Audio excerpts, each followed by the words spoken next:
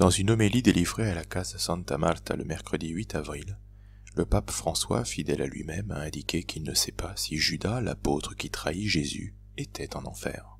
« Quelle fut la fin de Judas ? Je ne sais pas, dit-il, estimant que Judas était, je cite, « peut-être un homme de bien, habité de bonnes intentions ». Certes, le pape Bergoglio a rappelé que le Christ a eu des mots très durs envers Judas, lorsqu'il dit « Malheur à l'homme par qui le Fils de l'homme est livré. Mieux vaudrait pour cet homme qu'il ne fût pas né. » Cependant, s'étonne Bergoglio, Christ ne qualifie jamais Judas de traître. Au contraire, il l'appelle ami et l'embrasse.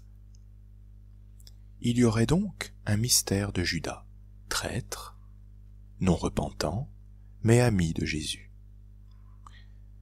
Mesurez-vous le degré de perversité de la démarche du pape Bergoglio. Il ne dit rien, mais insinue. Rappelons que saint Léon le Grand, saint Augustin, saint Thomas d'Aquin, sainte Catherine de Sienne, mais aussi le catéchisme du Concile de Trente et toute la liturgie traditionnelle de la Sainte Église catholique parlent d'une même voix relativement au destin de Judas Iscariote, l'enfer. Pourquoi ? Mais parce que Judas n'a jamais demandé pardon au Seigneur, et que la repentance est une condition sine qua non de la rédemption. Pierre aussi a trahi le Christ, mais Pierre fut repentant. Habité par un orgueil diabolique, Judas, au contraire, s'est cru au-delà de la miséricorde divine, ce qui constitue un péché contre le Saint-Esprit.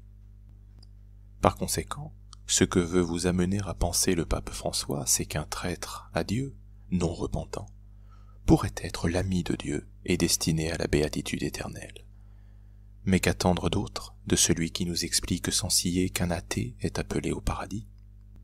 Ne nous étonnons pas si, à la façon d'un Bernard-Henri Lévy, le pape François finit par se demander si Lucifer est bel et bien l'ennemi de Dieu et non un ange du paradis, faisant en réalité la volonté divine.